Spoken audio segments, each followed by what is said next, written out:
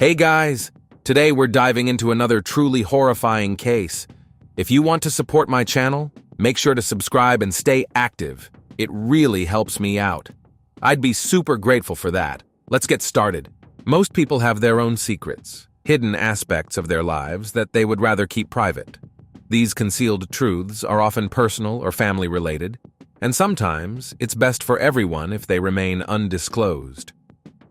A shocking crime involving a mother of multiple children sent waves of fear through the quiet, close-knit town of Deer Park, Washington. The tragic event became the most disturbing case in the town's history. The woman was known as a devoted member of her community, modest and respectable.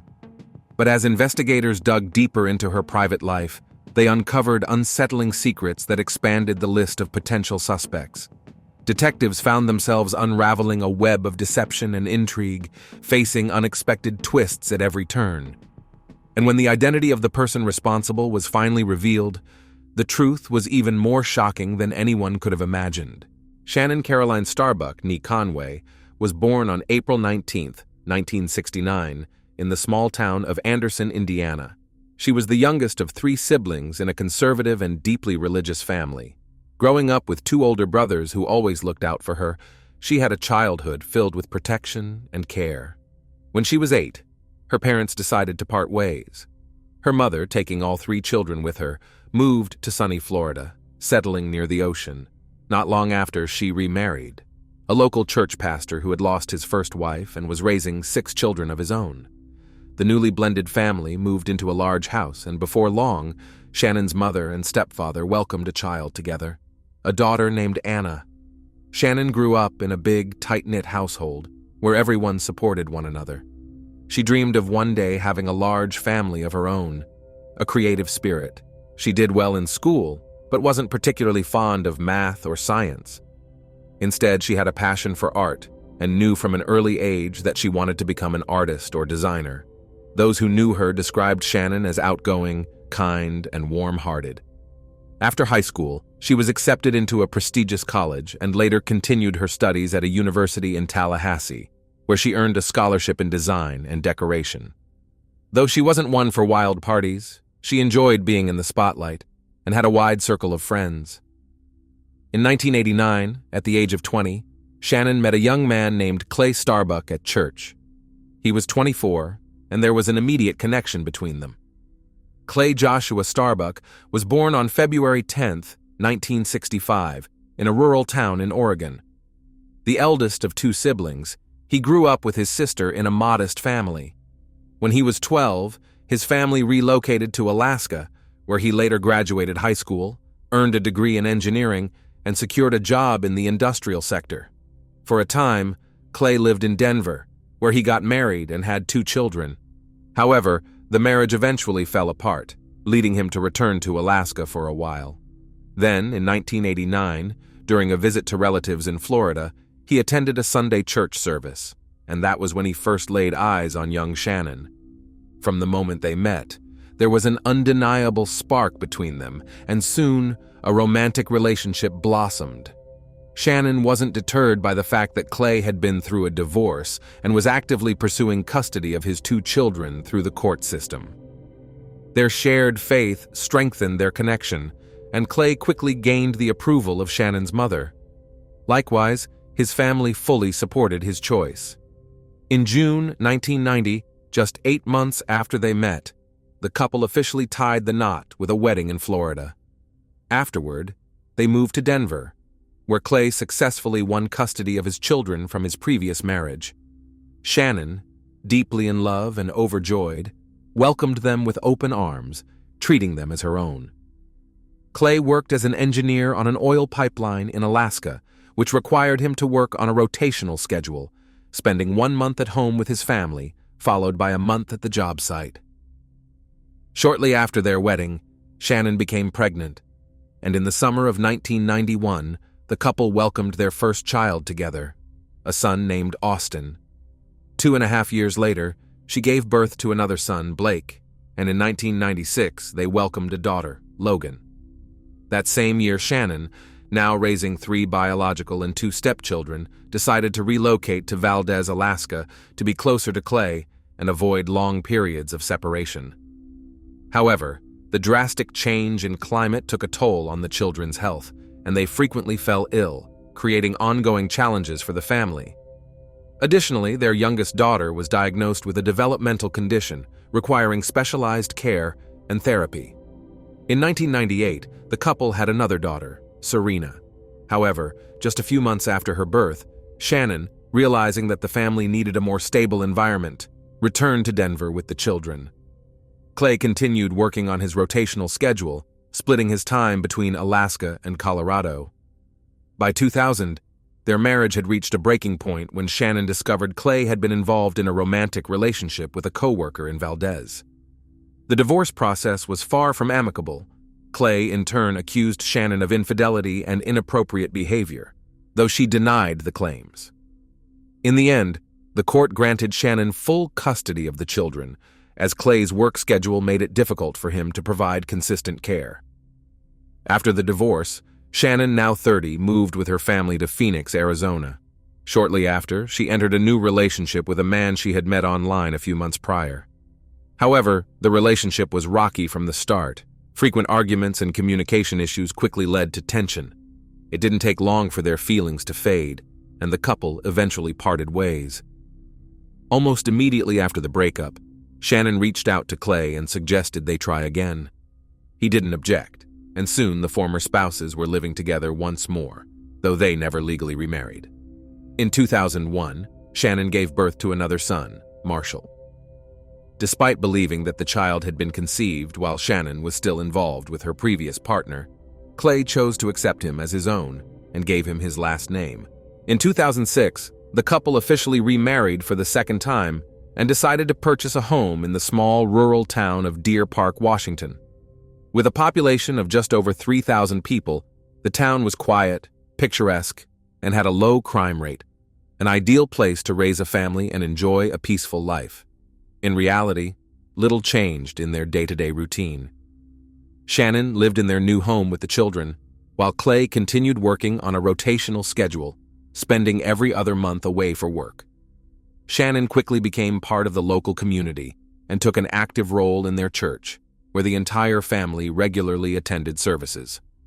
However, the long separations, daily routines, and unresolved past grievances took a toll on their relationship once again.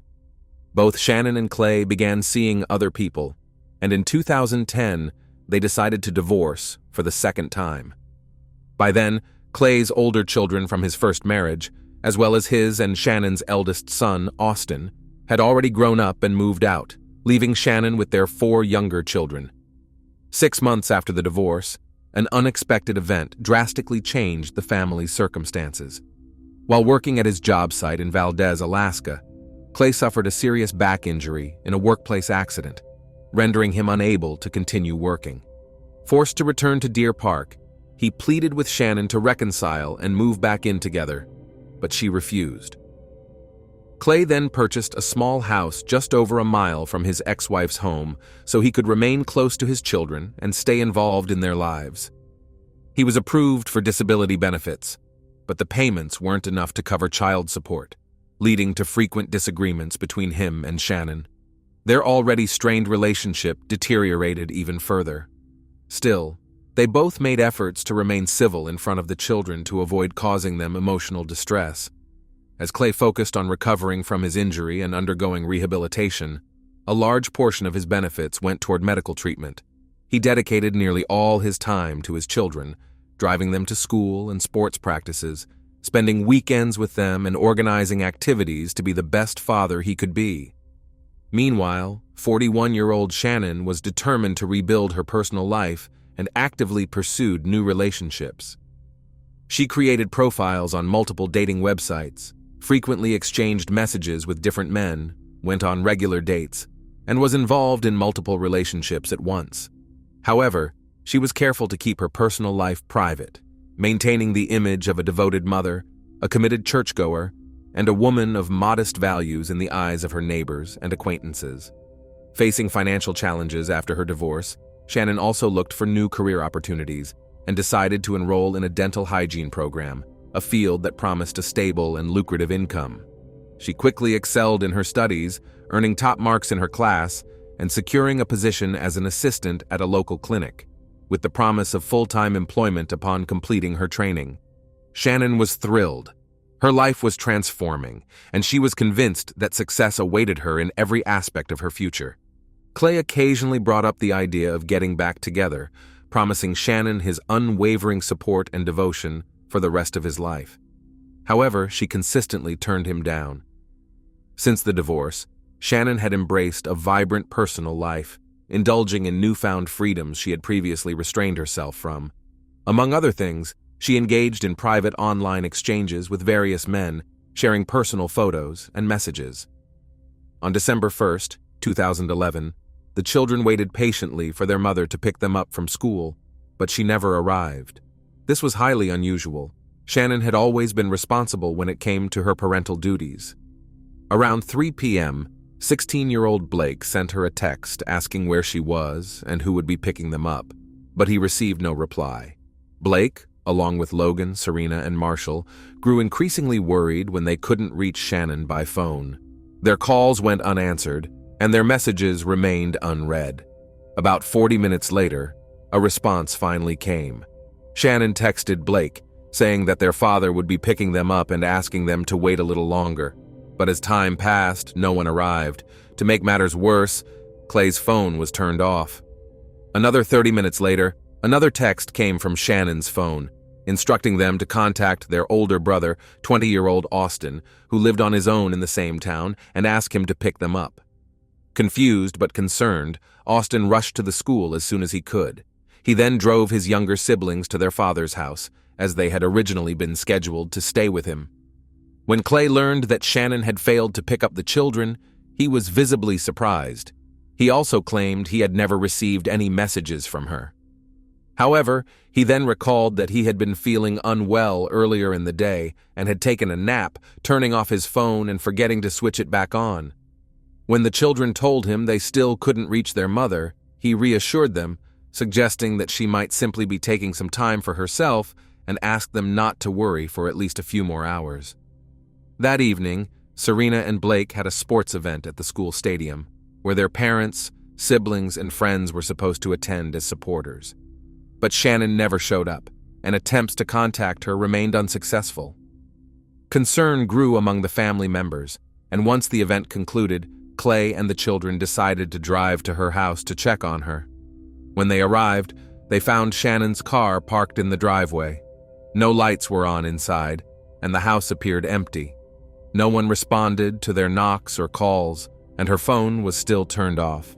Strangely, none of the children had a spare key with them, meaning they were unable to unlock the door and check inside.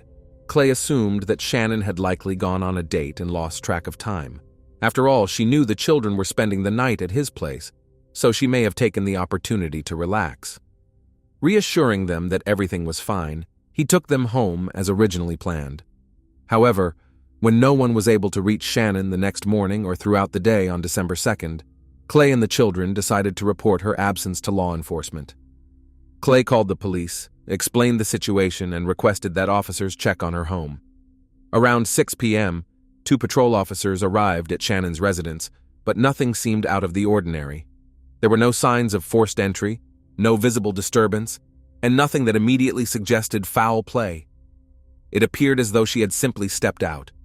Without any clear evidence of wrongdoing, the officers were unable to enter the home without a warrant, so they left. Around the same time, another call came in to the police, this time from Shannon's worried mother.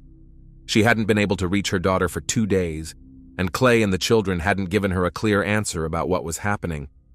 The officers informed her that, at the moment, there was no urgent reason for concern, and decided to wait until morning to obtain a search warrant if necessary. It wasn't until the morning of December 3rd, at approximately 9:30 a.m., that officers finally entered Shannon's home. The house was eerily quiet. Everything appeared to be in place.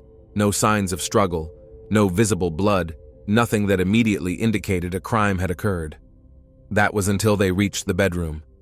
The scene before them was deeply disturbing. one of the most shocking cases the investigators had ever encountered. Shannon's lifeless body lay on the bed. She was restrained, and a gag had been placed in her mouth. Her body was covered in extensive bruising, not from a single act of aggression, but from prolonged suffering. The perpetrator had staged the scene in a way that was both cruel and degrading, leaving behind items intended to humiliate the victim. It was evident that whoever was responsible for this crime not only wanted Shannon to suffer, but also sought to tarnish her reputation. She was known as a reserved and devout woman, and few, if any, knew of her private life. Later, forensic experts determined that Shannon had suffered nearly 100 separate injuries. She had multiple broken ribs, fractured fingers, and a crushed forearm. Her throat showed signs of repeated strangulation, inflicted both manually and with a fabric belt. There were also severe injuries, indicating forced aggression of an intimate nature. However, there were no open wounds or bloodstains at the scene. The official cause of death was mechanical asphyxiation. Based on the severity and nature of the injuries, investigators believed the perpetrator had ended Shannon's life by stepping on her throat. As for the exact time of her passing, experts could only estimate, as a heater had been running at full capacity in the room for days, affecting the rate of decomposition. Shannon was believed to have lost her life sometime between the afternoon of December 1st and midday on December 2nd. As soon as Shannon's body was discovered, the primary suspect immediately became her ex-husband. Law enforcement officers arrived at Clay's home, informed him of what had happened, and asked him to come down to the station for questioning. He appeared shocked upon hearing the news about the mother of his 5 children. Overcome with emotion, he broke down in tears, but readily agreed to cooperate with the investigation. During questioning, Clay insisted that he and Shannon had maintained a positive relationship after their divorce. He claimed they supported each other, co-parented well, and got along just fine. On the day she went missing, they had agreed that he would drop the children off at school in the morning and she would pick them up later and take them to their sports event in the evening, after which they would spend the night at his house. However, according to Clay, things didn't go as planned. That morning, his car unexpectedly broke down on the way, forcing him to call Shannon and ask her to take over. After making arrangements, he focused on fixing his vehicle. Later in the day, he began feeling unwell, took some pain relievers, and decided to lie down for a bit. He admitted that he had turned off his phone and then forgot to turn it back on, which was why he hadn't seen any of the messages that had been sent to him. Clay was open to answering all of the investigators' questions, appeared deeply distressed, and seemed eager to assist in any way possible. He voluntarily provided his fingerprints and a DNA sample, handed over the clothing and shoes he had worn that day, and allowed detectives to examine his phone. He even permitted officers to inspect his body for any injuries that might indicate a struggle. His children fully supported him, backing up his story without hesitation. They all insisted that their father would never harm anyone, let alone their mother, whom they believed he still cared about. According to them, everything had happened just as he described. Clay also pointed detectives in a new direction, suggesting that they should look into Shannon's dating life. He claimed that his ex-wife had been actively meeting men through dating websites, and that she didn't even try to hide it. According to him, she often invited these men over while the children were at school. In Clay's opinion, the person responsible for the crime was likely someone she had recently been involved with. Investigators seized Shannon's phone and laptop, and what they found raised serious concerns. She had active profiles on 3 popular dating websites, where she frequently exchanged messages with various men and shared personal photos. Detectives also discovered that she had been seeing multiple partners at the same time, and 2 of them immediately stood out as potential suspects. One of them was a man named Tom Walker. He had repeatedly asked Shannon to send him personal photos using adult accessories and had detailed graphic conversations about how he wanted to treat her and punish her harshly. Most notably, Shannon had been messaging him on the morning of December 1st, arranging to meet up on Saturday, December 3rd. The authorities had no trouble locating Tom Walker since he had used his real name on the dating site and his number was saved in Shannon's phone. He was visibly shocked when informed of her passing but adamantly denied any involvement. He voluntarily provided a DNA sample and presented a solid alibi. On December 1st, he had been at work the entire day, then attended a family event in another city, only returning home on the morning of December 3rd. Once his statements were confirmed, investigators ruled him out as a suspect and released him.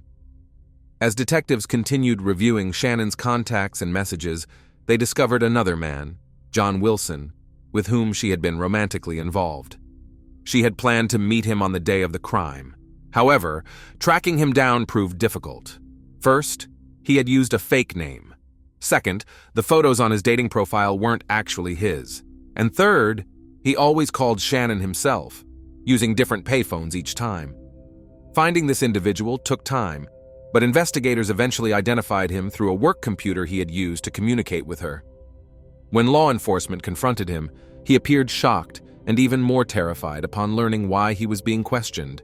He admitted that his real name was John Kenline and explained that he had taken such precautions because he was married and didn't want his affairs to ruin his family life. John told investigators that he had met Shannon 2 months before the incident.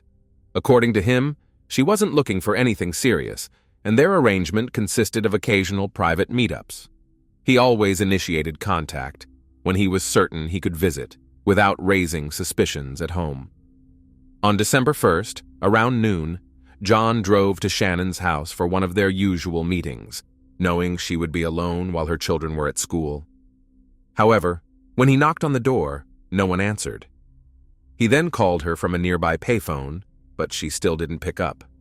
Later that evening, he returned to her home, but once again, there was no response, and his messages went unread. Although detectives had 2 potential suspects, their instincts told them they needed to take a closer look at Shannon's ex-husband, Clay. He had a clear motive, and his behavior seemed increasingly suspicious. However, his children remained steadfast in defending him, insisting he was incapable of harming anyone.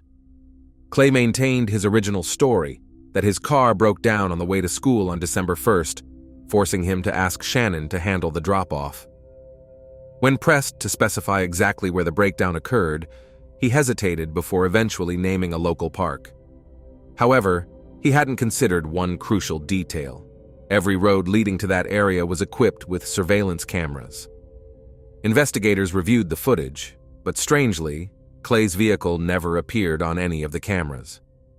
Additionally, he claimed to have turned off his phone to rest, something he said he had done many times before. However, data records painted a different picture. An analysis of his phone history showed that he had almost never turned off his device, except for a couple of rare occasions over the past year, both times due to a dead battery. Even then, his phone had only been off for about an hour at most. This time, however, it had remained inactive from 9 a.m. until nearly 4 p.m., a time frame that raised even more questions. Moreover, investigators soon discovered that Clay had a spare key to Shannon's house, yet he never used it when she unexpectedly stopped responding to messages. During the initial questioning, he even denied having a duplicate key. This raised serious suspicions, and in subsequent interviews, his statements became inconsistent and contradictory. When authorities seized Clay's home computer, they found spyware installed, which he had used to monitor Shannon's private messages and track her phone calls. He knew the names of all the men she had been involved with, was aware of her upcoming dates in advance, and had access to the personal photos she had shared with them.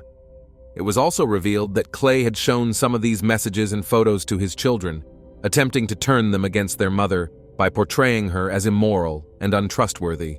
The situation escalated to the point where the children even considered moving in with him, which had led to frequent arguments within the family. After Shannon rejected Clay's repeated requests to reconcile, he grew resentful and started planning his revenge. He carefully studied her contacts, selecting which of her romantic partners he could potentially frame for the crime while also constructing his own alibi. He deliberately lured Shannon out of the house by falsely claiming his car had broken down. While she was away, he used his spare key to enter and waited for her return, trapping her inside. For over 5 hours, Clay subjected his ex-wife to severe mistreatment, showing little concern about leaving behind evidence. Since he had frequently visited the house, his fingerprints and DNA at the scene could be easily explained. His actions weren't just about inflicting harm, he also sought to degrade her, intentionally leaving behind certain personal items to tarnish her reputation even after her passing.